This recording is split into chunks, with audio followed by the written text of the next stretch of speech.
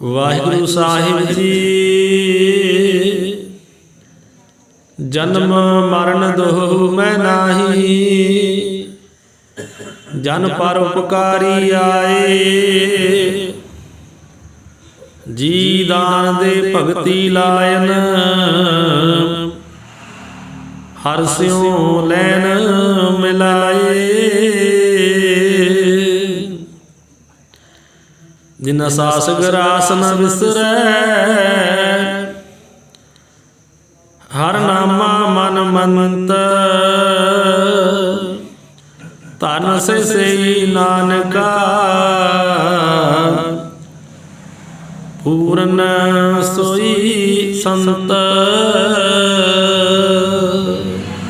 वाहिगुरु जी का खालसा, वाहिगुरु जी की फतेह। परम सत्कारयोग गुरु सवारी साध संगत जी, आप जी वड्डे भागां वाले हो जो रोजाना शाम नूं श्रीमान संत बाबा गुरबख्श सिंह जी धार्मिक संगीत अकैडमी अंदर सतगुरु जी दे हजूर दरबार विच बैठ करके ते महापुरखां दे पावन पवित्र जीवन की कथा श्रवण करदे।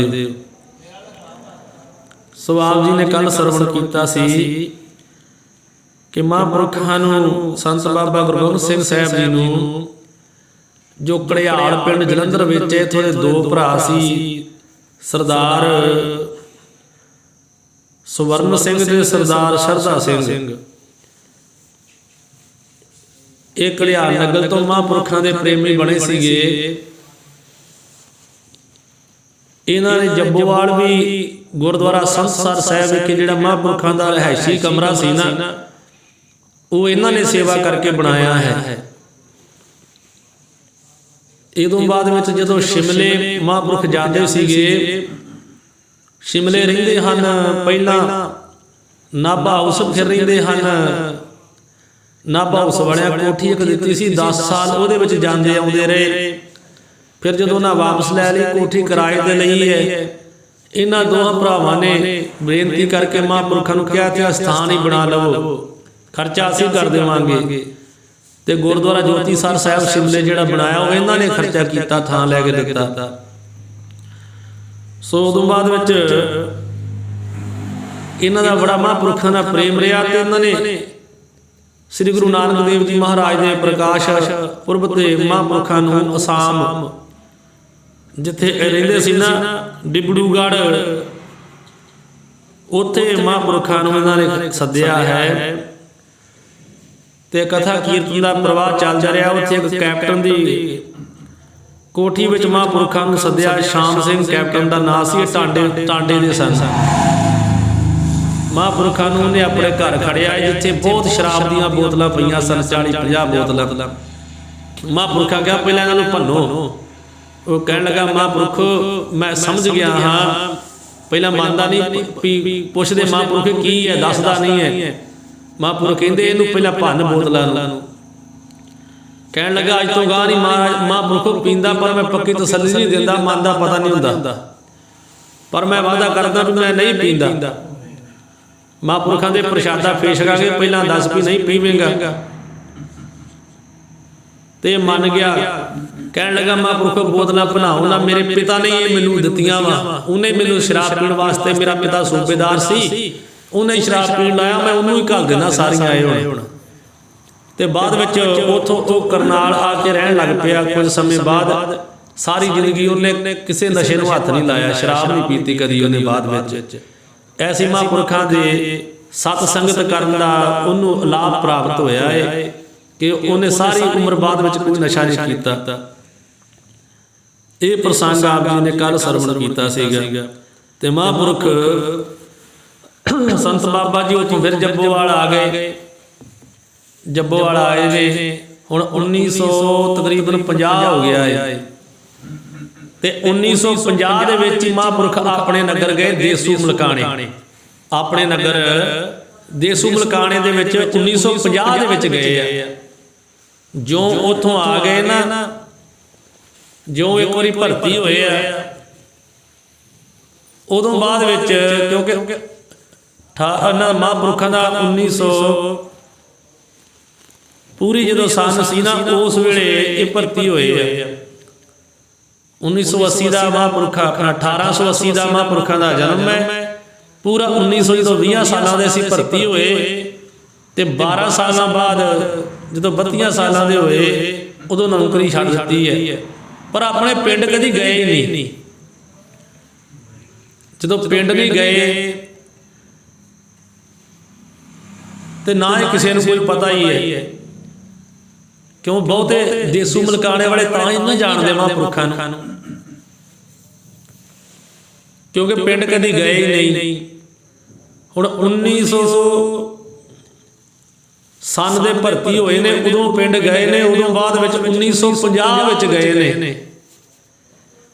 1950 ਵਿੱਚ ਜਾ ਕੇ ਆਪਣੇ ਨਗਰ ਤੋਂ ਹੋ ਕੇ ਆਏ ਨੇ। ਉੱਥੇ ਪੁਰਾਣੇ ਬਜ਼ੁਰਗ ਜਿਹੜੇ ਉਹਨਾਂ ਨੂੰ ਪਤਾ ਹੈ, ਜਿਨ੍ਹਾਂ ਨੂੰ ਮਿਲ ਕੇ ਆਏ ਨੇ ਪਿੰਡ ਦਿਆਂ ਨੂੰ। ਉਦੋਂ ਬਾਅਦ ਵਿੱਚ ਵਾਪਸ ਆਪਣੇ ਪਿੰਡ ਨਹੀਂ ਗਏ। ਉਦੋਂ 70 ਸਾਲ ਦੀ ਉਮਰ ਦੇ ਵਿੱਚ 70 ਸਾਲ ਦੀ ਉਮਰ ਵਿੱਚ ਗਏ ਨੇ।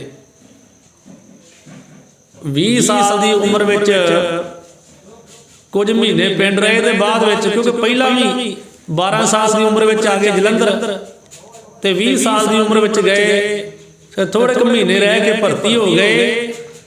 ਉਦੋਂ ਬਾਅਦ ਵਿੱਚ ਫਿਰ ਗਏ ਨੇ 1950 ਵਿੱਚ। ਕੁਝ ਪਿੰਡ ਦੇ ਕਿੰਨੇ ਕੁ ਜਾਣਦੇ ਹੋਣਗੇ, ਇੰਨਾ ਕੁ ਸਮਾਂ ਪਿੰਡ ਵਿੱਚ ਰਹੇ ਨੇ।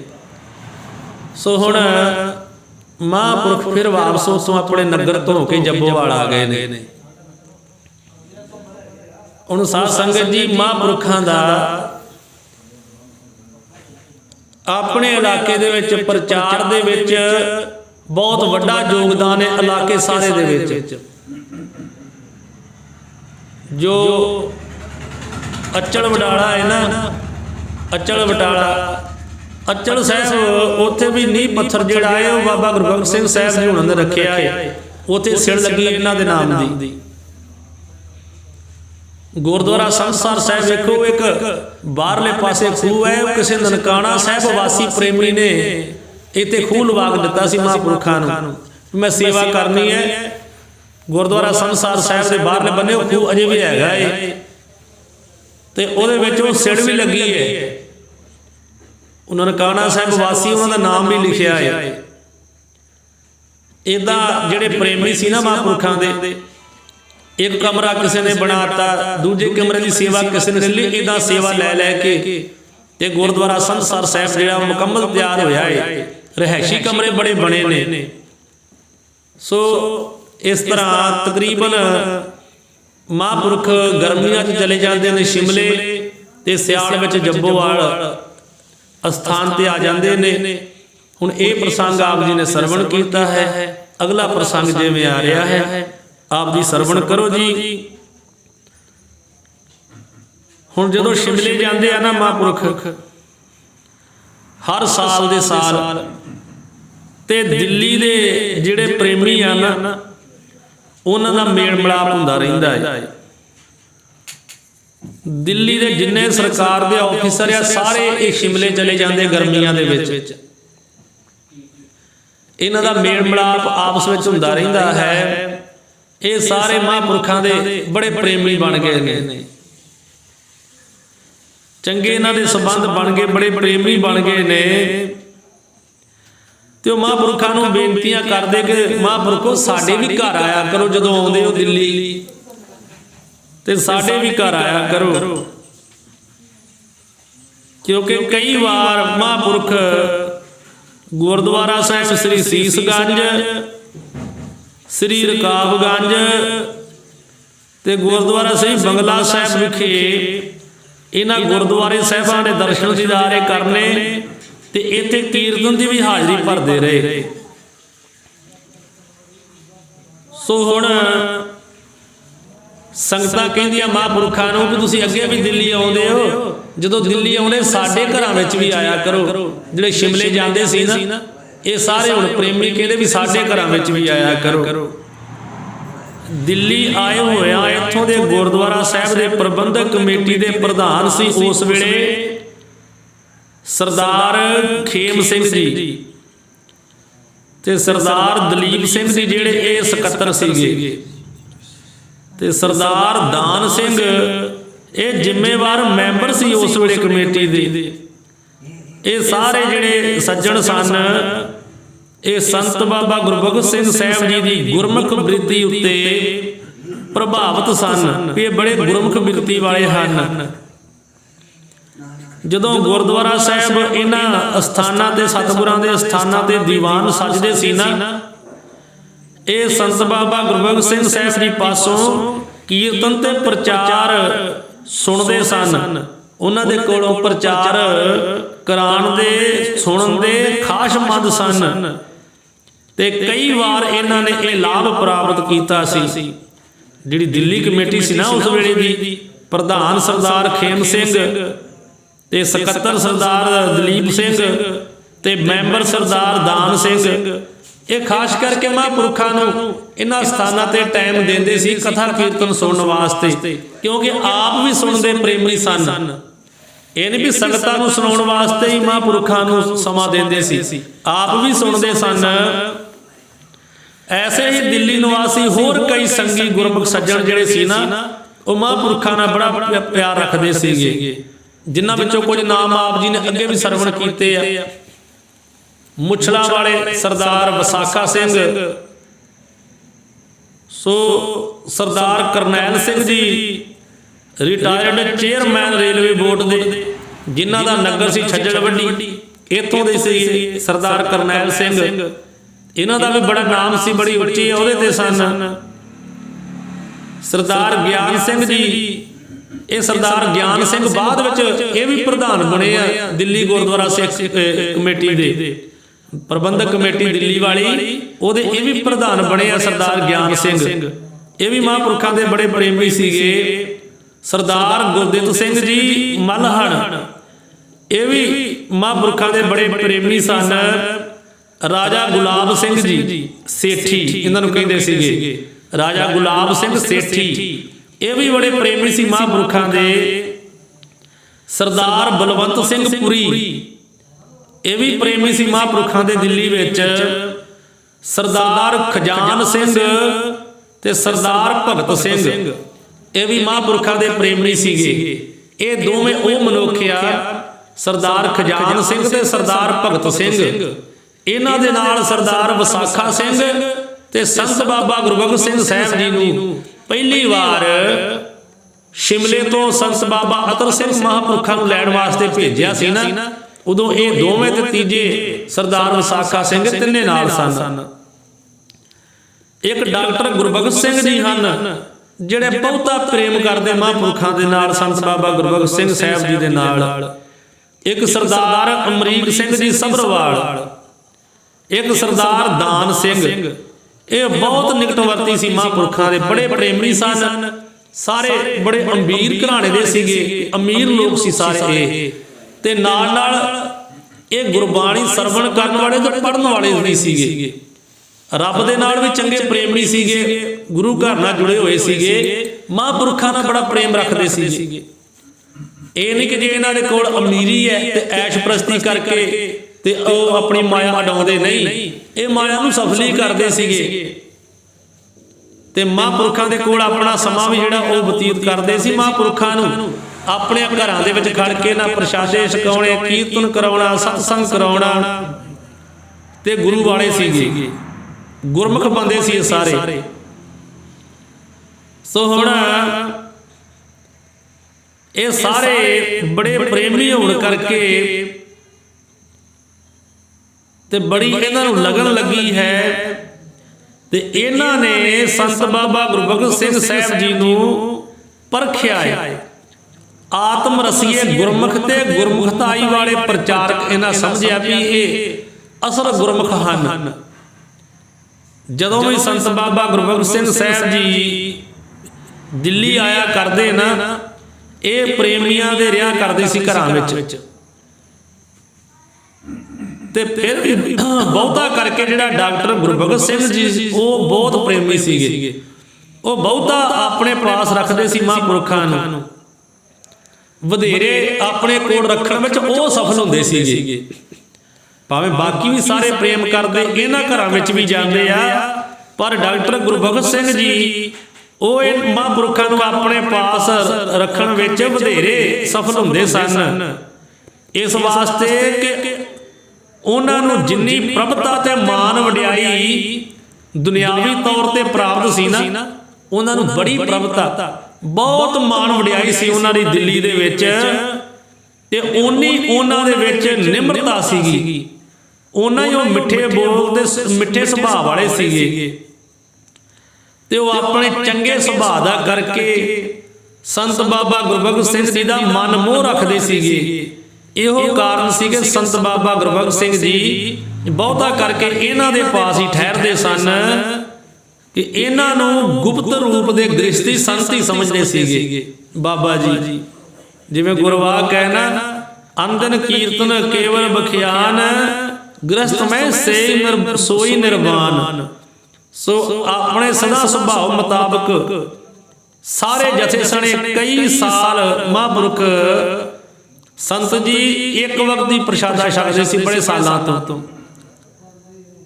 ਉਹ ਵੀ ਵਰਜ ਕੇ ਸਧਾਰਨ ਰੂਪ ਦੀ ਦਾਲ ਭਾਜੀ ਨੂੰ ਪਸੰਦ ਕਰਦੇ, ਤਿਆਰ ਕਰਾਉਂਦੇ ਸੀਗੇ ਵੀ ਹਲਕੀ ਜੀ ਦਾਲ ਤਿਆਰ ਕਰਨੀ ਹੈ ਤੇ ਥੋੜਾ ਪ੍ਰਸ਼ਾਦਾ ਛਕਣਾ ਇੱਕ ਵੇਲੇ। ਫਿਰ ਦਿੱਲੀ ਵਰਗੇ ਸ਼ਹਿਰ ਵਿੱਚ ਜਾ ਕੇ ਐਸਾ ਹੋਣਾ ਹੀ ਸੀ, ਕਿਉਂਕਿ ਵੱਡੇ ਵੱਡੇ ਜਿਹੜੇ ਅਮੀਰ ਲੋਕ, ਪਤਵੰਤੇ ਲੋਕ ਜਿਹੜੇ ਆ ਨਾ, ਉਹ ਮਹਾਂਪੁਰਖਾਂ ਨੂੰ ਘਰ ਜਾ ਕੇ ਪ੍ਰਸ਼ਾਦਾ ਛਕਾਉਣ ਨੂੰ ਆਪਣਾ ਸੁਭਾਗ ਸਮਝਦੇ ਸੀਗੇ। ਪਰ ਡਾਕਟਰ ਗੁਰਬਖਸ਼ ਸਿੰਘ ਜੀ ਜਿਹੜੇ ਆ ਨਾ, ਇਹ ਜਥੇ ਸਣੇ, ਜਥੇ ਦੇ ਸਣੇ ਸੰਤ ਬਾਬਾ ਗੁਰਬਖਸ਼ ਸਿੰਘ ਸਾਹਿਬ ਜੀ ਨੂੰ ਖਿੜੇ ਮੱਥੇ ਨਿਰਮਾਣ ਕਰਕੇ, ਸੇਵਾ ਕਰਕੇ ਆਪਣੇ ਸੁਭਾਗ ਵਧੇਰੇ ਪ੍ਰਾਪਤ ਕਰਦੇ ਸੀਗੇ, ਕਿਉਂਕਿ ਇਹ ਆਪਣਾ ਜਿਹੜਾ ਬਹੁਤਾ ਸੁਭਾਗ ਸਮਝਦੇ ਸੀਗੇ। ਬਹੁਤਾ ਸਮਾਂ ਸਾਰੇ ਜਥੇ ਨੂੰ ਪ੍ਰਸ਼ਾਦਾ ਆਪਣੇ ਘਰੋਂ ਡਾਕਟਰ ਗੁਰਬਖਸ਼ ਸਿੰਘ ਜੀ ਛਕਾਉਂਦੇ ਸਨ, ਤੇ ਇਥੋਂ ਦੇ ਪ੍ਰੇਮੀ ਸਰਦਾਰਾਂ ਦੀ ਪ੍ਰੀਤ ਪ੍ਰਸੰਨਤਾ ਪਾ ਕੇ ਸੰਤ ਜੀ ਫਿਰ ਮੁੜ ਜੱਬੋਵਾਲ ਆ ਜਾਇਆ ਕਰਦੇ ਸੀ। ਦਿੱਲੀ ਜਾਣਾ, ਇਹਨਾਂ ਕੋਲ ਰਹਿ ਕੇ ਫਿਰ ਵਾਪਸ ਆ ਜਾਣਾ, ਪ੍ਰਚਾਰ ਹਿਤ ਮਹਾਂਪੁਰਖਾਂ ਨੇ ਚਲੇ ਜਾਣਾ। ਹੁਣ ਸੰਤ ਬਾਬਾ ਗੁਰਬਖਸ਼ ਸਿੰਘ ਸਾਹਿਬ ਜੀ ਨੇ ਸੰਗਤਾਂ ਦੇ ਸੰਯੋਗ ਦੇ ਨਾਲ, ਦਿੱਤੀ ਸਹਾਇਤਾ ਨਾਲ ਪਿੰਡ ਜੱਬੋਵਾਲ ਗੁਰਦੁਆਰਾ ਸੰਤਸਰ ਸਾਹਿਬ ਬਣਾਇਆ ਸੀਗਾ। ਇੱਥੇ ਕਈ ਹੋਰ ਇਮਾਰਤਾਂ ਯਾਤਰੂਆਂ ਦੇ ਆਰਾਮ ਕਰਨ ਨੂੰ ਤਿਆਰ ਕਰਵਾਈਆਂ, ਨਾਲ ਗੁਰਦੁਆਰਾ ਸਾਹਿਬ ਦਾ ਸੋਹਣਾ ਹਾਲ ਬਣਾਇਆ ਏ। ਇੱਥੇ ਇੱਕ ਬਾਗ ਲਾਇਆ ਏ, ਬਗੀਚਾ ਬਣਾਇਆ ਏ। ਫਿਰ ਮਹਾਂਪੁਰਖਾਂ ਨੇ ਗਊਆਂ ਰੱਖੀਆਂ, ਮੱਝਾਂ ਰੱਖੀਆਂ ਤੇ ਬੈਲ ਵੀ ਰੱਖੇ ਆ। ਇਸ ਥਾਂ ਦੇ ਨਾਲ ਅਸਥਾਨ ਦੇ ਨਾਂ ਤੇ ਜ਼ਮੀਨ ਵੀ ਹੈ ਗੁਰਦੁਆਰਾ ਸੰਤਸਰ ਸਾਹਿਬ ਦੇ। ਕੁਝ 9-10 ਕਿੱਲੇ ਮੁੱਛਲਾਂ ਵਾਲੇ ਬੰਨੇ ਹੈ, ਬਾਕੀ 6-7-8 ਕਿੱਲੇ ਇੱਧਰ ਗੁਰਦੁਆਰਾ ਸਾਹਿਬ ਦੇ ਲਾਗੇ ਵੀ ਹੈ। ਹੁਣ ਜ਼ਮੀਨ ਵੀ ਸੀ, ਇਹਦੇ ਵਿੱਚ ਮਹਾਂਪੁਰਖ ਵਾਹੀ ਵੀ ਕਰਾਉਂਦੇ ਸੀਗੇ। ਜਿਹੜੀ ਮੁੱਛਲਾਂ ਵਾਲੇ ਪਾਸੇ ਉੱਥੇ ਵੀ ਖੂਹ ਸੀ, ਨਾਲ ਉੱਥੇ ਵੀ ਕਮਰੇ ਬਣਾਏ, ਹਵੇਲੀ ਬਣਾਈ ਹੈ, ਤੇ ਉੱਥੇ ਵੀ ਬਾਗ ਬੂਟਾ ਲਾਇਆ ਹੈ। ਤੇ ਇੱਥੇ ਸੰਤਸਰ ਸਾਹਿਬ ਵੀ ਇਦਾਂ ਹੀ ਹੈ, ਖੂਹ ਵੀ ਹੈ ਤੇ ਨਾਲ ਬਾਗ ਬੂਟੇ ਇੱਥੇ ਵੀ ਲਾਏ ਨੇ, ਤੇ ਬੜੀ ਰੌਣਕ ਜਿਹੜੀ ਇੱਥੇ ਰਹਿੰਦੀ ਹੈ। ਹੁਣ ਆਪ ਬਾਬਾ ਜੀ ਦਾ ਖਿਆਲ ਹੋਇਆ ਕਿ ਇੱਥੇ ਪੰਥ ਦਾ ਬਹੁਤ ਪੈਸਾ ਖਰਚ ਹੋਇਆ ਹੈ, ਕਿਉਂ ਜੇ ਥੱਲੇ ਇਮਾਰਤ ਹੈ ਤੇ ਉੱਪਰ ਚੁਬਾਰੇ ਵੀ ਬਣਾਏ ਨੇ, ਨਿੱਕੇ ਵੱਡੇ ਕਰਕੇ ਇੱਥੇ ਕਮਰੇ ਬੜੇ ਸਨ। ਛੋਟੇ ਛੋਟੇ ਉੱਪਰ ਮਹਾਂਪੁਰਖਾਂ ਨੇ ਕਮਰੇ ਬਣਾਏ, ਜਿਹਦੇ ਵਿੱਚ ਇੱਕ ਹੀ ਬੰਦਾ ਰਹਿ ਕਰਕੇ ਉਹ 'ਚ ਬੰਦਗੀ ਕਰੇ। ਇਦਾਂ ਨਿੱਕੇ ਨਿੱਕੇ ਕਮਰੇ ਬੜੇ ਸੀਗੇ, ਬਹੁਤ ਬੇਅੰਤ ਡੇਢੀਆਂ ਕਮਰੇ ਬਣਾਏ ਮਹਾਂਪੁਰਖਾਂ ਨੇ। ਸੋ ਆਪ ਜੀ ਦਾ ਖਿਆਲ ਸੀ ਕਿ ਇੱਥੇ ਪੰਥ ਤਾਂ ਹੀ ਕੋਈ ਠੋਸ ਲਾਭ ਵੀ ਪੁੱਜਣਾ ਚਾਹੀਦਾ ਹੈ, ਜੇ ਇੰਨੇ ਪੈਸੇ ਖਰਚ ਹੋਏ ਆ। ਮਹਾਂਪੁਰਖ ਬੜੇ ਨੇਕ ਖਿਆਲ ਦੇ ਸੀਗੇ। ਫਿਰ ਮਹਾਂਪੁਰਖਾਂ ਨੇ ਇੱਥੇ ਟਾਹਲੀਆਂ ਲਵਾਈਆਂ, ਜਿਹੜੀਆਂ ਬੇਅੰਤ ਗਿਣਤੀ ਵਿੱਚ 100 ਦੇ ਵਿੱਚ ਆਉਂਦੀਆਂ ਨੇ, ਜਿਹੜੀਆਂ ਦੀ 100 ਦੇ ਹਿਸਾਬ ਨਾਲ ਗਿਣਤੀ ਸੀ। ਇੰਨੀਆਂ ਟਾਹਲੀਆਂ ਇੱਥੇ ਲਵਾਈਆਂ ਮਹਾਂਪੁਰਖਾਂ ਨੇ। ਤੇ ਜਦੋਂ 1947 ਦੇ ਵਿੱਚ ਪਾਕਿਸਤਾਨ ਬਣ ਗਿਆ ਨਾ, ਹੁਣ 1950 ਆ ਗਿਆ ਹੈ ਤੇ 50 ਦੇ ਵਿੱਚ ਮਹਾਂਪੁਰਖ ਨਗਰ ਗਏ ਆ, ਫਿਰ ਪਿੰਡ ਆਏ ਆ ਜੱਬੋਵਾਲ, ਦਿੱਲੀੋਂ ਹੋ ਕੇ ਆਏ ਆ, ਉਦੋਂ ਨੂੰ 1951 ਹੋ ਗਿਆ ਏ। 1951 ਵਿੱਚ ਸੰਤਾਂ ਨੂੰ ਇੱਕ ਹੋਰ ਖਿਆਲ ਪ੍ਰਪੱਕ ਹੋ ਗਿਆ। ਇਹਨਾਂ ਨੇ ਇਲਾਕੇ ਦੇ ਮੁਖੀਆਂ ਦੀ ਸੰਪਤੀ ਨਾਲ ਇੱਕ ਇੱਥੇ ਕਾਨਫਰੰਸ ਕੀਤੀ ਹੈ, ਸੰਗਤਾਂ ਨੂੰ ਇਕੱਠਿਆਂ ਕੀਤਾ ਹੈ ਮਹਾਂਪੁਰਖਾਂ ਨੇ, ਜਿਸ ਵਿੱਚ ਮਹਾਂਪੁਰਖਾਂ ਨੇ ਆਪਣਾ ਸੰਕਲਪ ਸੰਗਤਾਂ ਦੇ ਹੁਣ ਸਾਹਮਣੇ ਰੱਖਿਆ ਹੈ। ਇਸ ਸਮੇਂ ਜਥੇਦਾਰ ਊਧਮ ਸਿੰਘ ਨਾਗੋਕੇ, ਸ੍ਰੀ ਮਹੰਤ ਸੁੱਚਾ ਸਿੰਘ ਜੀ ਨਿਰਮਲੇ ਹਰਿਦੁਆਰ ਵਾਲੇ, ਜਿਹੜੇ ਇਹਨਾਂ ਦੇ ਵੱਡੇ ਮਹੰਤ ਹੁੰਦੇ ਨੂੰ ਸ੍ਰੀ ਮਹੰਤ ਕਹਿੰਦੇ ਆ, ਨਿਰਮਲਿਆਂ ਦੇ ਵੱਡੇ ਮਹੰਤ ਜਿਹੜੇ ਹਰਿਦੁਆਰ ਵਾਲੇ ਜਿਵੇਂ ਹੁਣ ਵੀ ਆ, ਉਸ ਵੇਲੇ ਜਿਹੜੇ ਸੀ ਉਹਨਾਂ ਦਾ ਨਾਂ ਸੀ ਸ੍ਰੀ ਮਹੰਤ ਸੁੱਚਾ ਸਿੰਘ ਜੀ ਨਿਰਮਲੇ ਹਰਿਦੁਆਰ ਵਾਲੇ, ਸਰਦਾਰ ਗਿਆਨ ਸਿੰਘ ਜੀ ਰਾੜੇ ਵਾਲੇ ਆਦਿਕ ਹੋਰ ਵੀ ਕਈ ਪੰਥ ਦੇ ਮੁਖੀਏ ਜਿਹੜੇ ਸੱਜਣ ਉਹ ਸ਼ਾਮਲ ਸਨ। ਇਹ ਵੀ ਸਹਿਮਤ ਹੋਏ ਤੇ ਇਹ ਇੱਥੇ ਸਲਾਹ ਹੋਈ ਆਪਣੇ ਨਗਰ ਦੇ ਜਿਹੜੇ ਮੁਖੀਏ ਸਾਰੇ ਇਹ ਇਕੱਠੇ ਹੋਏ ਉਸ ਸਮੇਂ ਦੇ 1951 ਦੇ। ਆਪਣੇ ਨਗਰ ਦੇ ਜਿਵੇਂ ਜਥੇਦਾਰ ਸੀਗੇ ਉਹ ਸਾਰੇ ਇਕੱਠੇ ਕੀਤੇ ਮਹਾਂਪੁਰਖਾਂ ਨੇ। ਇੱਥੇ ਮਹਾਂਪੁਰਖਾਂ ਨੇ ਕਿਹਾ ਵੀ ਸਾਡਾ ਇੱਕ ਸੰਕਲਪ ਹੈ, ਸਾਡੇ ਮਨ ਦਾ ਫੁਰਨਾ ਹੈ ਕਿ ਜੱਬੋਵਾਲ ਦੇ ਵਿੱਚ ਇੱਕ ਕਾਲਜ ਚਾਹੀਦਾ ਹੈ, ਇੱਕ ਜੱਬੋਵਾਲ ਵਿੱਚ ਕਾਲਜ ਬਣਨਾ ਚਾਹੀਦਾ ਹੈ। ਤੇ ਇਹ ਫੈਸਲਾ ਹਰ ਤਰ੍ਹਾਂ ਆਪ ਜੀ ਨੂੰ ਜ਼ਿੰਮੇਵਾਰੀ ਦੀ ਲੈਣੀ ਪਵੇਗੀ। ਸਾਰਿਆਂ ਨੇ ਸਲਾਹ ਕੀਤੀ ਵੀ ਇਹ ਸਹੀ ਗੱਲ ਹੈ ਵੀ ਇੱਥੇ ਪਿੰਡ ਵਿੱਚ ਕੋਈ ਸਕੂਲ ਨਹੀਂ ਹੈਗਾ। ਆ ਪ੍ਰਾਇਮਰੀ ਸਕੂਲ ਜਿਹੜਾ ਹੈ ਨਾ, ਇਹਦੀ ਬੁਨਿਆਦ ਵੀ 1955 ਦੇ ਵਿੱਚ ਰੱਖੀ ਹੈ ਸੰਤਾਂ ਤੋਂ ਬਾਅਦ। ਇਹ 51 ਦੀ ਗੱਲ ਹੈ। ਇਹ ਪਿੰਡ ਵਾਲਾ ਸਕੂਲ ਵੀ 55 ਚ ਬਣਿਆ ਪ੍ਰਾਇਮਰੀ ਸਕੂਲ, ਤੇ ਮਹਾਂਪੁਰਖ ਉਦੋਂ ਹੀ ਪਿੰਡ ਨੂੰ ਕਾਲਜ ਬਣਾ ਕੇ ਦੇਣਾ ਚਾਹੁੰਦੇ ਸਨ। ਮਹਾਂਪੁਰਖ ਕਹਿੰਦੇ ਤੇ ਪੱਕੀਆਂ ਸੜਕਾਂ ਬਣ ਜਾਣਗੀਆਂ, ਜਿੱਥੇ ਕੱਚੇ ਟੋਏ ਸੜਕਾਂ ਸੀ, ਕੱਚੇ ਪਏ ਸੀਗੇ, ਇੱਥੇ ਪੱਕੀਆਂ ਸੜਕਾਂ ਬਣ ਜਾਣਗੀਆਂ। ਹੁਣ ਸਟੇਸ਼ਨ ਹੈ ਤੇ ਸਟੇਸ਼ਨ ਵੀ ਟੁੱਟ ਜਾਂਦਾ ਹੈ ਜੇ ਸਵਾਰੀਆਂ ਨਾ ਚੜਨ ਤੇ ਉਸ ਸਮੇਂ 'ਚ। ਤੇ ਮਹਾਂਪੁਰਖਾਂ ਦਾ ਸ਼ਰਧਾਲੂ ਸੀ ਜਿਹੜਾ ਸਰਦਾਰ ਕਰਨੈਲ ਸਿੰਘ ਸਿੱਲਵੱਡੀ ਹੈ, ਇਹ ਰੇਲਵੇ ਦਾ ਰਿਟਾਇਰ ਆਫੀਸਰ ਹੈ। ਇਹ ਆਪਣੇ ਕੋਲੋਂ ਕਿਰਾਇਆ ਦੇ ਦਿਆ ਕਰਦਾ ਸੀਗਾ ਵੀ ਜਾਓ ਅੰਮ੍ਰਿਤਸਰੋਂ ਹੋ ਆਓ, ਜਲੰਧਰੋਂ ਹੋ ਆਓ, ਟਿਕਟਾਂ ਆਪਣੇ ਕੋਲੋਂ ਲੈ ਕੇ ਦੇ ਦੇਣੀਆਂ ਵੀ ਇੱਥੋਂ ਦਾ ਜਿਹੜਾ ਇਹ ਸਟੇਸ਼ਨ ਹੈ ਟੁੱਟ ਨਾ ਜਾਵੇ, ਇਹ ਬਣਿਆ ਰਹੇ। ਇਸ ਤੋਂ ਉਪਰੰਤ ਇਹ ਵੀ ਮਹਾਂਪੁਰਖਾਂ ਦੀ ਦੇਣ ਹੈ, ਨਹੀਂ ਤਾਂ ਸਟੇਸ਼ਨ ਟੁੱਟ ਜਾਣਾ ਸੀ ਉਦੋਂ ਬਾਅਦ ਵਿੱਚ ਪੱਕੀਆਂ ਸੜਕਾਂ ਬਣੀਆਂ। ਕਾਲਜ ਦਾ ਫੁਰਨਾ ਸੀ ਮਹਾਂਪੁਰਖਾਂ ਦਾ, ਤੇ ਜਦੋਂ ਮਹਾਂਪੁਰਖਾਂ ਨੇ ਨਾਂ ਲਿਆ ਨਾ ਕਾਲਜ ਬਣਾਉਣ ਦਾ, ਹੁਣ ਜਿੰਨੇ ਗੁਰਦੁਆਰਾ ਸੰਧਸਰ ਸਾਹਿਬ ਦੇ ਵਿੱਚ ਕਮਰੇ ਬਣੇ ਸੀ ਨਾ, ਉਹ ਸਾਰੇ ਇਹਨਾਂ ਆਫੀਸਰਾਂ ਨੇ ਬਣਾਏ ਆ।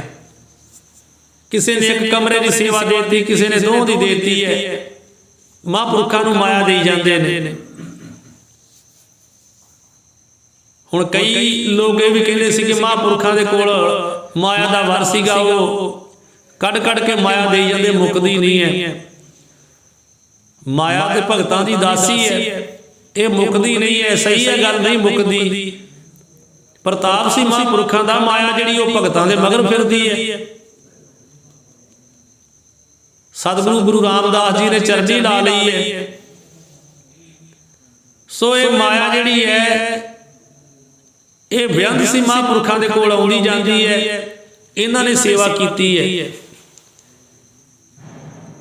ਹੁਣ ਮਹਾਂਪੁਰਖ ਦੇ ਗੁਰਦੁਆਰਾ ਸਾਹਿਬ ਦੀ ਇਮਾਰਤ ਵੀ ਹੈ, ਲਾਗੇ ਰਹਿਸ਼ੀ ਕਮਰੇ ਬੜੇ ਤਗੜੇ ਨੇ, ਗੁਰੂ ਕਾ ਲੰਗਰ ਵੀ ਹੈ। ਹੁਣ ਆਪਾਂ ਨੂੰ ਚਾਹੀਦਾ ਹੈ ਕਿ ਇੱਥੇ ਕੋਈ ਵਿਦਿਅਕ ਅਦਾਰਾ ਕਾਲਜ ਹੋਵੇ ਜਿਹਦੇ ਵਿੱਚ ਆਪਣੇ ਬੱਚੇ ਪੜ੍ਹ ਸਕਣ, ਕਿਉਂਕਿ ਉਦੋਂ ਨਹੀਂ ਸੀ ਹੈਗਾ ਕੋਈ ਵੀ। ਇਹਨਾਂ ਨੇ ਸਹਿਮਤੀ ਪ੍ਰਗਟਾਤੀ ਸਾਰਿਆਂ ਨੇ ਵੀ ਠੀਕ ਹੈ, ਹਾਂਜੀ ਬਣਨਾ ਚਾਹੀਦਾ ਹੈ। ਜਦੋਂ ਮਹਾਂਪੁਰਖਾਂ ਨੇ ਆਖਿਆ ਵੀ ਜ਼ਿੰਮੇਵਾਰੀ ਤੁਹਾਨੂੰ ਲੈਣੀ ਪਵੇਗੀ, ਵੀ ਬਣਾਉਣਾ ਤੁਸੀਂ ਹੈ, ਤੇ ਇਹਨਾਂ ਪ੍ਰਬੰਧਕਾਂ ਨੇ ਉਸ ਵੇਲੇ ਹਾਂ ਕਰਤੀ, ਠੀਕ ਹੈ ਜੀ। ਤੇ ਮਹਾਂਪੁਰਖਾਂ ਨੇ ਆਪਣੇ ਸੇਵਕਾਂ ਨੂੰ ਕਹਿਤਾ, ਇਹਨਾਂ ਨੂੰ ਸਾਰਿਆਂ ਨੂੰ, ਵੀ ਆਪਣੇ ਸ਼ਰਧਾ ਦੇ ਮੁਤਾਬਕ ਹਿੱਸੇ ਪਾ ਦਿਓ। ਇਹਨਾਂ ਸਾਰਿਆਂ ਨੇ ਉਸੇ ਵੇਲੇ ਆਪਣੇ ਕੋਲੋਂ ਮਾਇਆ ਦੇਣੀ ਸ਼ੁਰੂ ਕਰਤੀ, ਮਾਇਆ ਇਕੱਠੀ ਹੋਣੀ ਸ਼ੁਰੂ ਹੋ ਗਈ ਉਸੇ ਵੇਲੇ ਹੀ। ਕਿਉਂਕਿ ਉਸ ਵੇਲੇ ਆਪਾਂ ਆਪਣੇ ਪਿੰਡਾਂ ਦੀ ਹਾਲਤ ਵੇਖੀਏ ਨਾ, ਕੋਈ ਅਮੀਰੀ ਨਹੀਂ ਸੀ ਹੈਗੀ, ਮਸਾਂ ਪ੍ਰਸ਼ਾਦਾ ਪਾਣੀ ਚੱਲਦਾ ਸੀ ਸਾਰਿਆਂ ਦਾ, ਜਲ ਪਾਣੀ ਛਕਣ ਵਾਲੇ ਸੀ ਸਾਰੇ, ਕਿਉਂਕਿ ਹੁੰਦਾ ਹੀ ਕੁਝ ਨਹੀਂ ਸੀ ਉਸ ਸਮੇਂ। ਅੱਜ ਵਾਂਗ ਥੋੜਾ ਹੈ। ਹੁਣ ਉਸ ਵੇਲੇ ਇਹ ਅਫਸਰ ਲੋਕ ਜਿਹੜੇ ਸੀਗੇ, ਇਹਨਾਂ ਕੋਲ ਵਾਧੂ ਮਾਇਆ ਸੀ, ਇਹ ਮਹਾਂਪੁਰਖਾਂ ਨੂੰ ਦਿੰਦੇ ਸੀਗੇ। ਹੁਣ ਉਸ ਵੇਲੇ ਚੈੱਕ ਕੱਟ ਕੇ ਦੇਣੇ ਸ਼ੁਰੂ ਕਰ ਦਿੱਤੇ। ਹੁਣ ਕਰਨੈਲ ਸਿੰਘ ਦੀ ਛਿੱਜ ਵੱਡੀ, ਇਹਨਾਂ ਨੇ ਵੀ ਚੈੱਕ ਕੱਟ ਕੇ ਦਿੱਤਾ ਸੀ, ਜਿਹੜਾ ਇਹਨਾਂ ਨੂੰ ਵਾਪਸ ਕਰਤਾ ਬਾਅਦ ਵਿੱਚ। ਤੇ ਨਾਗੋਕਿਆਂ ਵਾਲੇ ਜਿਹੜੇ ਆ ਨਾ, ਜਥੇਦਾਰ ਊਧਮ ਸਿੰਘ ਨਾਗੋਕਿਆਂ ਦੇ ਸੀਗੇ, ਉਹ ਉਸ ਵੇਲੇ ਗਾੜੀ ਮੁਖੀ ਸੀਗੇ, ਉਹਨਾਂ ਨੂੰ ਇਹ ਚੈੱਕ ਕੱਟ ਕੇ ਦਿੱਤਾ ਹੈ ਸਰਦਾਰ ਕਰਨੈਲ ਸਿੰਘ ਨੇ ਉਸੇ ਵੇਲੇ। ਤੇ ਸੰਤਾਂ ਨੂੰ ਇਹਨਾਂ ਸਾਰਿਆਂ ਨੇ ਭਰੋਸਾ ਦਿੱਤਾ ਵੀ ਠੀਕ ਹੈ ਸੰਤ ਜੀ, ਇਹ ਕੰਮ ਸ਼ੁਰੂ ਹੋ ਜਾਵੇਗਾ। ਤੇ ਸੰਤਾਂ ਨੇ ਵੀ ਇਤਬਾਰ ਕੀਤਾ ਵੀ ਠੀਕ ਹੈ। ਇਸ ਵੇਲੇ ਜਿਹੜੇ ਕੁਝ ਰੁਪਈਏ ਹੋਏ ਨਾ, ਉਹ ਰੱਖ ਲਏ ਗਏ, ਪਰ ਕਾਫੀ ਅਰਸਾ ਬੀਤ ਗਿਆ, 51 ਦੀ ਗੱਲ ਹੈ, ਸਮਾਂ ਲੰਘ ਗਿਆ। ਮਹਾਂਪੁਰਖ ਸ਼ਿਮਲਿਓਂ ਵੀ ਹੋ ਆਏ, ਦਿੱਲੀਓਂ ਵੀ ਹੋ ਆਏ, ਪਰ ਜ਼ਿੰਮੇਵਾਰ ਜਿਹੜੇ ਮੁਖੀ ਸਰਦਾਰ ਸੀ, ਇਹਨਾਂ ਕੋਈ ਅਮਲੀ ਕਦਮ ਜਿਹੜਾ ਨਹੀਂ ਉਠਾਇਆ, ਉਹ ਉਦਾਂ ਦਾ ਉਦਾਂ ਹੀ ਰਹਿ ਗਿਆ। ਆਪਸ ਵਿੱਚ ਹੀ ਇਹਨਾਂ ਨੇ ਖਟਪਟੀ ਕਰਕੇ ਤੇ ਕਾਲਜ ਦੀ ਸਲਾਹ ਜਿਹੜੀ ਉਹਨੂੰ ਢਾਹ ਦਿੱਤਾ ਵੀ ਨਹੀਂ ਬਣਾਉਣਾ ਪਿੰਡ ਵਿੱਚ ਕਾਲਜ। ਆਪਸ ਵਿੱਚ ਹੀ ਇਹਨਾਂ ਦੀਆਂ ਗੱਲਾਂ ਜਿਹੜੀਆਂ ਸੀ ਉਹ ਐਸੀਆਂ ਹੋਈਆਂ ਕਿ ਮੁਖੀਆਂ ਨੇ ਉਹ ਉੱਥੇ ਦਾ ਉੱਥੇ ਕੰਮ ਰਹਿਣ ਦਾ ਬਣਾਇਆ ਹੀ ਨਾ, ਕੁਝ ਵੀ ਨਾ ਕੀਤਾ। ਹੁਣ ਮਹਾਂਪੁਰਖ ਜਦੋਂ ਫਿਰ ਆਏ ਵਾਪਸ, ਇਹਨਾਂ ਵੇਖਿਆ ਕੁਝ ਕੀਤਾ ਨਹੀਂ। ਇਹਨਾਂ ਇੱਕ ਦੋ ਵਾਰੀ ਕਿਹਾ ਵੀ ਉਹ ਕੰਮ ਸ਼ੁਰੂ ਹੋਵੇ, ਪਰ ਉਹਦੇ ਵਿੱਚ ਵਿਰੋਧ ਹੁੰਦਾ ਦਿਸਿਆ। ਉਹ ਜਿਹੜੀ ਮਾਇਆ ਸੀਗੀ ਉਹ ਦੂਜੇ ਜਥੇਦਾਰਾਂ ਦੇ ਪਾਸ ਚਲੇ ਗਈ ਹੈ। ਜਿਹੜੀ ਮਹਾਂਪੁਰਖਾਂ ਨੇ ਸੰਗਤਾਂ ਨੂੰ ਆਖੀ ਸੀ ਨਾ ਮਾਇਆ, ਉਹ ਦੂਜਿਆਂ ਵੱਲ ਚਲੇ ਗਈ। ਦਿੱਤਾ ਦਾਨ ਜਿਹੜਾ ਸੰਗਤਾਂ ਦਾ, ਉਹ ਹੋਰ ਜਥੇਦਾਰਾਂ ਦੇ ਹੱਥ ਵਿੱਚ ਚਲਿਆ ਗਿਆ। ਜਦੋਂ ਏਦਾਂ ਮਹਾਂਪੁਰਖਾਂ ਨੇ ਵੇਖਿਆ ਨਾ, ਸੰਤ ਜੀ ਨੇ, ਉਹਨਾਂ ਨੂੰ ਬੜੀ ਨਿਰਾਸ਼ਤਾ ਹੋਈ ਇਸ ਗੱਲ ਦੀ ਵੀ ਅਸੀਂ ਇੱਥੇ ਕਾਲਜ ਬਣਾ ਕੇ ਇਹਨਾਂ ਦੀ ਬੱਚਿਆਂ ਦੀ ਪੜ੍ਹਾਈ ਵਾਸਤੇ ਕੰਮ ਕਰਨਾ ਚਾਹੁੰਦੇ ਸਾਂ, ਇਹ ਜਿੰਨੇ ਮੁਖੀ ਲਾਏ ਇਹਨਾਂ ਨੇ ਕਿਸੇ ਨੇ ਕੁਝ ਨਹੀਂ ਕੀਤਾ, ਸਾਰੇ ਪਿੱਛੇ ਹਟ ਗਏ ਨੇ। ਕਿਸੇ ਨੇ ਵੀ ਉਸ ਗੱਲ ਤੇ ਅਮਲੀ ਜਾਮਾ ਨਹੀਂ ਪਹਿਨਾਇਆ ਵੀ ਇਹ ਗੱਲ ਸੱਚੀ ਹੋਵੇ। ਸੋ ਇਸ ਗੱਲੋਂ ਮਹਾਂਪੁਰਖਾਂ ਦੀ ਨਿਰਾਸ਼ਤਾ ਹੋ ਗਈ ਹੈ। ਹੁਣ ਦੂਜੇ ਪਾਸੇ ਸੰਗਤਾਂ ਵੱਲੋਂ ਬੜੀਆਂ ਖਿੱਚਾਂ ਪੈਂਦੀਆਂ ਕਿ ਮਹਾਂਪੁਰਖੋ ਆਓ, ਸਾਡੇ ਇਲਾਕਿਆਂ ਵਿੱਚ ਅੰਮ੍ਰਿਤ ਸੰਚਾਰ ਕਰਾਓ, ਆਓ ਆ ਕੇ ਕੀਰਤਨ ਕਰੋ। ਤੇ ਸੰਤ ਜੀ ਇਸ ਕੰਮ ਤੋਂ ਵਧੇਰੇ ਹੋਰ ਕੋਈ ਕੰਮ ਪਿਆਰਾ ਨਹੀਂ ਸੀ ਸਮਝਦੇ। ਕੀਰਤਨ ਕਰਨਾ, ਜਾ ਕੇ ਦੀਵਾਨ ਸਜਾਉਣੇ ਇਲਾਕਿਆਂ ਵਿੱਚ, ਤੇ ਅੰਮ੍ਰਿਤ ਸੰਚਾਰ ਕਰਾਉਣਾ ਸਭ ਤੋਂ ਪਹਿਲ ਦਿੰਦੇ ਸੀ ਇਸ ਕੰਮ ਨੂੰ। ਹੁਣ ਸੰਗਤਾਂ ਉਹਨਾਂ ਨੂੰ ਕਹਿੰਦੀਆਂ, ਕੋਈ ਕਹਿੰਦੇ ਸਾਡੇ ਚੱਲੋ, ਕੋਈ ਕਹਿੰਦੇ ਸਾਡੇ ਚੱਲੋ। ਹੁਣ ਮਹਾਂਪੁਰਖਾਂ ਨੇ ਤੇ ਪ੍ਰਬੰਧਕਾਂ ਦੀ ਡਿਊਟੀ ਲਾਈ, ਪ੍ਰਬੰਧਕਾਂ ਨੇ ਉਹ ਕੰਮ ਨਾ ਚਲਾਇਆ। ਉਹ ਕਾਲਜ ਦਾ ਫੁਰਨਾ ਜਿਹੜਾ ਉਹ ਵਿੱਚੇ ਰਹਿ ਗਿਆ। ਮਹਾਂਪੁਰਖ ਇਸ ਗੱਲੋਂ ਨਿਰਾਸ਼ਤਾ ਵਿੱਚ ਆ ਗਏ ਨੇ। ਸੋ ਹੁਣ ਮਹਾਂਪੁਰਖਾਂ ਨੂੰ ਸੰਗਤਾਂ ਜਿਹੜੀਆਂ ਉਹ ਜ਼ਿਆਦਾ ਖਿੱਚ ਕਰਦੀਆਂ ਕਿ ਤੁਸੀਂ ਬਾਕੀ ਕੰਮ ਛੱਡੋ, ਸਾਡੇ ਨਾਲ ਚੱਲੋ। ਤੇ ਮਹਾਂਪੁਰਖ ਕਹਿੰਦੇ ਵੀ ਇੱਥੇ ਅਸਥਾਨ ਵੀ ਏਡਾ ਵੱਡਾ ਬਣਾਇਆ ਹੈ, ਤੇ ਜਦੋਂ ਅਸੀਂ ਜਾਂਦੇ ਆ ਤੇ ਮਗਰ ਇੱਕ ਅੱਧਾ ਸਿੰਘ ਰਹਿ ਜਾਂਦਾ ਹੈ, ਉਹ ਵੀ ਪ੍ਰਬੰਧ ਨਹੀਂ ਸਹੀ ਚੱਲਦਾ ਪਿੱਛੇ ਗੁਰਦੁਆਰੇ ਸਾਹਿਬ ਦਾ। ਇੱਥੇ ਕੋਈ ਪ੍ਰਬੰਧਕ ਲਾਇਆ ਜਾਵੇ ਕਿ ਜਦੋਂ ਅਸੀਂ ਚਲੇ ਜਾਂਦੇ ਆ ਪਿੱਛੋਂ ਡੇਰੇ ਨੂੰ ਸੰਭਾਲ ਤੇ ਸਕੇ, ਯੋਗ ਅਧਿਕਾਰੀ ਕੋਈ ਹੋਵੇ ਮਹਾਂਪੁਰਖ ਇਹਦਾ ਮਨ ਵਿੱਚ ਵਿਚਾਰਾ ਕਰਦੇ ਆ ਵੀ ਹੁਣ ਇੱਥੇ ਕੋਈ ਪ੍ਰਬੰਧਕ ਲਾ ਦਿੱਤਾ ਜਾਵੇ ਤੇ ਆਪ ਆਪਾਂ ਬਾਹਰ ਹੁਣ ਪ੍ਰਚਾਰ ਕਰੀਏ। ਸੋ ਇਹਦਾ ਮਹਾਂਪੁਰਖ ਵਿਚਾਰਾ ਕਰ ਰਹੇ ਆ। ਵਿਚਾਰਾ ਕਰਦਿਆਂ ਸੰਤ ਬਾਬਾ ਗੁਰਬਖਸ਼ ਸਿੰਘ ਸਾਹਿਬ ਜੀ ਗਏ ਨੇ ਜਗਾਦਰੀ, ਜਮਨਾ ਨਗਰ ਜਗਾਦਰੀ ਹੈ ਨਾ, ਮਹਾਂਪੁਰਖ ਉੱਥੇ ਚਲੇ ਗਏ। ਉੱਥੇ ਗਏ ਨੇ ਤੇ ਉੱਥੇ ਗੁਰੂ ਨਾਨਕ ਸਾਹਿਬ ਜੀ ਮਹਾਰਾਜ ਦੇ ਪ੍ਰਕਾਸ਼ ਪੁਰਬ ਤੇ ਗਏ ਨੇ ਕੀਰਤਨ ਕਰਨ ਵਾਸਤੇ। ਉੱਥੇ ਰਾਤ ਰਹੇ ਨੇ। ਤੇ ਉਹਨਾਂ ਦਿਨਾਂ ਵਿੱਚ ਉੱਥੇ ਇੱਕ ਗੁਰਮੁਖ ਪਿਆਰੇ ਸੀ, ਉਹਨਾਂ ਦਾ ਨਾਮ ਸੀ ਗਿਆਨੀ ਪੂਰਨ ਸਿੰਘ ਜੀ। ਇਹ ਜਗਾਦਰੀ ਜਮਨਾ ਨਗਰ ਗੁਰਦੁਆਰਾ ਸਾਹਿਬ ਦੇ ਸੇਵਾਦਾਰ ਗ੍ਰੰਥੀ ਸਿੰਘ ਸਨ ਤੇ ਬਹੁਤ ਹੀ ਰਸੀਲਾ ਕੀਰਤਨ ਕਰਦੇ, ਬੜੀ ਮਿੱਠੀ ਆਵਾਜ਼ ਸੀ ਇਹਨਾਂ ਦੀ। ਫਰਲੇ ਵਾਲੇ ਨਿਹੰਗ ਸਿੰਘ ਸਨ ਤੇ ਬੜੀ ਮਿੱਠੀ ਇਹਨਾਂ ਦੀ ਆਵਾਜ਼ ਸੀ। ਇਹਨਾਂ ਦੇ ਨਾਲ ਸੰਤ ਬਾਬਾ ਗੁਰਬਖਸ਼ ਸਿੰਘ ਸਾਹਿਬ ਦੀ ਜਾਣ ਪਛਾਣ ਹੋ ਗਈ ਹੈ। ਇਹਨਾਂ ਦਾ ਨਗਰ ਗੋਂਦਵਾਲ ਸੀਗਾ। ਆਹ ਨਹੀਂ ਆਪਣੇ ਇਲਾਕੇ ਵਾਲਾ ਸ੍ਰੀ ਗੋਂਦਵਾਲ ਸਾਹਿਬ ਨਹੀਂ, ਇੱਕ ਹੋਰ ਗੋਂਦਵਾਲ ਹੈ, ਉਹ ਇਹਨਾਂ ਦਾ ਨਗਰ ਸੀਗਾ। ਸੋ ਸੰਤ ਬਾਬਾ ਗੁਰਬਖਸ਼ ਸਿੰਘ ਸਾਹਿਬ ਦੀ ਜਦੋਂ ਇਹਨਾਂ ਨਾਲ ਜਾਣ ਪਛਾਣ ਹੋਈ ਨਾ, ਕਿ ਜਿਵੇਂ ਹੋਰ ਕਈ ਇਲਾਕਿਆਂ ਵਿੱਚ ਮਹਾਂਪੁਰਖ ਜਾਂਦੇ ਸੀਗੇ, ਇਦਾਂ ਜਗਾਦਰੀ ਜਮਨਾ ਨਗਰ ਦੇ ਵਿੱਚ ਇੱਕ ਸੀ ਪੇਪਰ ਮਿਲ, ਤੇ ਪੇਪਰ ਮਿਲ ਦੇ ਪ੍ਰਬੰਧਕਾਂ ਵੱਲੋਂ ਵੀ ਮਹਾਂਪੁਰਖਾਂ ਨੂੰ ਇੱਥੇ ਬੁਲਾਇਆ ਜਾਂਦਾ ਸੀਗਾ। ਪੇਪਰ ਮਿਲ ਵਾਲੇ ਜਿਹੜੇ ਸੀ ਜਗਾਦਰੀ ਵਿੱਚ, ਉਹਨਾਂ ਵੱਲੋਂ ਮਹਾਂਪੁਰਖਾਂ ਨੂੰ ਬੁਲਾਇਆ ਜਾਂਦਾ ਸੀ ਤੇ ਮਹਾਂਪੁਰਖਾਂ ਦਾ ਸਨਮਾਨ ਕੀਤਾ ਜਾਂਦਾ ਸੀਗਾ। ਇਸੇ ਸੰਬੰਧ ਵਿੱਚ ਗੁਰੂ ਨਾਨਕ ਸਾਹਿਬ ਜੀ ਮਹਾਰਾਜ ਦਾ ਪ੍ਰਕਾਸ਼ ਪੁਰਬ ਕੱਤਕ ਦੀ ਪੂਰਨਮਾਸ਼ੀ ਵੇਲੇ ਸੰਤ ਜੀ ਜਦੋਂ ਉੱਥੇ ਗਏ ਨਾ, ਤੇ ਗਿਆਨੀ ਪੂਰਨ ਸਿੰਘ ਸਾਹਿਬ ਜੀ ਦੀ ਜਾਣ ਪਛਾਣ ਹੋਈ ਹੈ। ਸੰਤ ਬਾਬਾ ਗੁਰਬਖਸ਼ ਸਿੰਘ ਸਾਹਿਬ ਜੀ ਨੂੰ ਗਿਆਨੀ ਪੂਰਨ ਸਿੰਘ ਜੀ ਦਾ ਕੀਰਤਨ ਜਿਹੜਾ ਉਹ ਬੜਾ ਪਸੰਦ ਆਇਆ ਹੈ, ਤੇ ਗਿਆਨੀ ਪੂਰਨ ਸਿੰਘ ਜੀ ਵੀ ਸੰਤ ਜੀ ਦੇ ਕੀਰਤਨ ਪ੍ਰਚਾਰ ਉੱਤੇ ਬੜੇ ਪ੍ਰਭਾਵਿਤ ਹੋਏ ਨੇ, ਜਿਸ ਤੇ ਦੋ ਪਾਸੀ ਸ਼ਬਦ ਪਿਆਰ ਦੀ ਗੰਢ ਜਿਹੜੀ ਹੈ ਨਾ ਉਹ ਪੈ ਗਈ ਹੈ, ਤੇ ਗੰਢ ਵੀ ਚੰਗੀ ਪੀਚੀ ਗਈ ਹੈ। ਬੜਾ ਪ੍ਰੇਮ ਇੱਕ ਦੂਜੇ ਨਾਲ ਹੋ ਗਿਆ ਹੈ। ਇੰਨਾ ਪ੍ਰੇਮ ਹੋਇਆ ਕਿ ਸੰਤ ਬਾਬਾ ਗੁਰਬਖਸ਼ ਸਿੰਘ ਸਾਹਿਬ ਜੀ ਨੇ ਗਿਆਨੀ ਪੂਰਨ ਸਿੰਘ ਜੀ ਨੂੰ ਕਿਹਾ ਵੀ ਤੁਹਾਨੂੰ ਤੁਸੀਂ ਸਾਡੇ ਨਾਲ ਚੱਲੋ, ਇੱਕ ਅਸਥਾਨ ਤੁਹਾਨੂੰ ਦੇ ਦਿੰਦੇ, ਅਸੀਂ ਬਣਾਇਆ ਹੈ, ਉਹ ਅਸਥਾਨ ਤੁਹਾਨੂੰ ਦੇਣਾ ਹੈ। ਜਾਣਿਆ ਮਹਾਂਪੁਰਖਾਂ ਨੇ ਮਨ ਵਿੱਚ ਇਹ ਵੀ ਇਹ ਗੁਰਦੁਆਰਾ ਸੰਸਰ ਸਾਹਿਬ ਵਿੱਚ ਸਥਾਪਤੀ ਦੇ ਯੋਗ ਹਨ। ਸੋ ਸਾਰੀ ਗੱਲਬਾਤ ਸਮਝੇ ਸਮਝਾਏ ਪਿੱਛੋਂ ਮਹਾਂਪੁਰਖ ਉਹਨਾਂ ਨੂੰ ਲੈ ਆਏ ਨਾਲ ਮਨਾ ਕੇ ਕਿ ਸਾਡੇ ਨਾਲ ਚੱਲੋ। ਹੁਣ ਮਨਾ ਕੇ ਲੈ ਆਏ ਆ। ਜਦੋਂ ਲਿਆਂਦਾ ਫਿਰ ਨਗਰ ਦੀ ਸੰਗਤ ਨੂੰ ਇਕੱਠਿਆ ਕੀਤਾ ਹੈ ਤੇ ਸਾਰਿਆਂ ਨੂੰ ਆਖਿਆ ਵੀ ਅਸੀਂ ਗੁਰਦੁਆਰਾ ਸੰਸਾਰ ਸਾਹਿਬ ਦੀ ਸੇਵਾ ਇਹਨਾਂ ਗਿਆਨੀ ਪੂਰਨ ਸਿੰਘ ਹੋਣਾ ਨੂੰ ਸੌਂਪ ਰਹੇ ਆ। ਤੇ ਜਦੋਂ ਉਹ ਵੀ ਇੱਥੋਂ ਦੀ ਸੇਵਾ ਸੰਭਾਲ ਕੇ ਤੇ ਬੜੇ ਖੁਸ਼ ਸਨ। ਮਹਾਂਪੁਰਖਾਂ ਨੇ ਨਗਰ ਨਿਵਾਸੀਆਂ ਨੂੰ ਇਕੱਠਿਆਂ ਕਰਕੇ ਕਿਹਾ, ਪ੍ਰੇਮੀਓ ਅੰਬ ਦਾ ਬੂਟਾ ਲਾ ਚੱਲੇ ਆ, ਸਾਹਮਣਾ ਹੁਣ ਤੁਹਾਡਾ ਕੰਮ ਹੈ, ਇਹ ਹੁਣ ਤੁਹਾਨੂੰ ਦੇ ਚੱਲਿਆ, ਅਸੀਂ ਹੁਣ ਪ੍ਰਚਾਰ ਤੇ ਰਹਿਣਾ ਹੈ ਬਾਹਰ, ਵੀ ਅਸੀਂ ਹੁਣ ਇੱਥੇ ਟਿਕਣਾ ਨਹੀਂ ਹੈ। ਜੋ ਜੇ ਦੇ ਕਾਲਜ ਬਣ ਲੱਗ ਪੈਂਦਾ ਹੋ ਸਕਦਾ ਮਹਾਂਪੁਰਖ ਤੋਂ ਨਾ ਹੀ ਜਾਂਦੇ, ਸਮਾਂ ਇੱਥੇ ਹੀ ਬਤੀਤ ਕਰਦੇ। ਜਦੋਂ ਕਾਲਜ ਦਾ ਫੁਰਨਾ ਜਿਹੜਾ ਸੀ ਨਾ ਮਹਾਂਪੁਰਖਾਂ ਦੇ ਮਨ ਵਿੱਚ, ਜਦੋਂ ਉਹ ਨਾ ਮੰਨਿਆ ਗਿਆ ਨਾ, ਨਿਰਾਸ਼ਤਾ ਆ ਗਈ ਮਨ ਵਿੱਚ। ਕਹਿੰਦੇ ਅਸੀਂ ਹੁਣ ਬਾਹਰ ਸੰਗਤਾਂ ਪ੍ਰਚਾਰ ਵਾਸਤੇ ਕਹਿੰਦੀਆਂ, ਅਸਾਂ ਪ੍ਰਚਾਰ ਨੂੰ ਜਾਣਾ ਹੈ।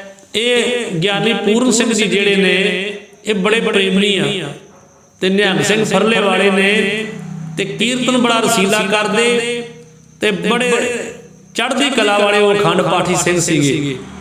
ਬੜੀ ਸੰਥਿਆ ਸੀ ਉਹਨਾਂ ਦੀ ਗੁਰਬਾਣੀ ਦੀ। ਉਹਨਾਂ ਸਾਹਮਣੇ ਕੋਈ ਹਰੇਕ ਮਨੁੱਖ ਜਿਹੜਾ ਹੈ ਨਾ ਉਹ ਉਹਨਾਂ ਨੂੰ ਮੁੱਖ ਵਾਕ ਪੜ੍ਹ ਕੇ ਨਹੀਂ ਸੀ ਸੁਣਾ ਸਕਦਾ, ਕਹਿੰਦਾ ਘਮਾਉਂਦਾ ਹੋਵੇ ਭਾਵੇਂ। ਇੰਨੇ ਉਹ ਉੱਚ ਕੋਟੀ ਦੇ ਕੀਰਤਨੀਏ ਤੇ ਕਥਾਵਾਚਕ ਸਨ, ਬੜੇ ਪ੍ਰੇਮੀ ਸਨ, ਢੋਲਕ ਮਾਸਟਰ ਸਨ, ਬਹੁਤ ਗੁਣ ਸੀ ਉਹਨਾਂ ਦੇ ਵਿੱਚ।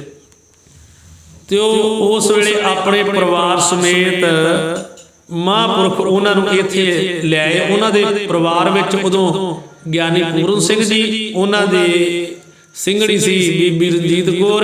ਇੱਕ ਉਹਨਾਂ ਦਾ ਪੁੱਤਰ ਸੀ ਛੋਟਾ ਜਿਹਾ, ਉਹਦਾ ਨਾਂ ਸੀ ਭਾਈ ਸ਼ਰਨਜੀਤ ਸਿੰਘ। ਛੋਟਾ ਜਿਹਾ ਸੀ ਪੁੱਤਰ ਉਹਨਾਂ ਦਾ, ਉਹ ਭਾਈ ਸ਼ਰਨਜੀਤ ਸਿੰਘ ਨਾਲ ਸੀ। ਇਹ ਪਰਿਵਾਰ ਨੂੰ ਲੈ ਕੇ ਮਹਾਂਪੁਰਖਾਂ ਨੇ ਜਗਾਦਰੀ ਜਮਨਾ ਨਗਰ ਤੋਂ, ਜਿੱਥੇ ਉਹ ਗੁਰਦੁਆਰੇ ਸਾਹਿਬ ਸੇਵਾ ਕਰਦੇ ਸੀ, ਉੱਥੋਂ ਲਿਆ ਕਰਕੇ ਮਹਾਂਪੁਰਖਾਂ ਨੇ ਉਹਨਾਂ ਨੂੰ ਗੁਰਦੁਆਰਾ ਸਾਹਿਬ, ਗੁਰਦੁਆਰਾ ਸੰਤਸਰ ਸਾਹਿਬ ਜੰਬੋਵਾਲ ਦੀ ਜਿਹੜੀ ਸੇਵਾ ਹੈ ਉਹ ਸਥਾਪਿਤ ਕਰਕੇ ਉਹਨਾਂ ਨੂੰ ਸੰਭਾਲ ਦਿੱਤੀ ਹੈ। ਇੱਥੋਂ ਤੱਕ ਦਾ ਪ੍ਰਸੰਗ ਆਪ ਜੀ ਨੇ ਅੱਜ ਸਰਵਣ ਕੀਤਾ ਹੈ। ਸਮੇਂ ਦੇ ਲਿਹਾਜ਼ ਨਾਲ ਸਮਾਪਤੀ ਹੈ। ਅਗਲਾ ਪ੍ਰਸੰਗ ਆਪ ਜੀ ਕੱਲ੍ਹ ਨੂੰ ਸਰਵਣ ਕਰੋਗੇ।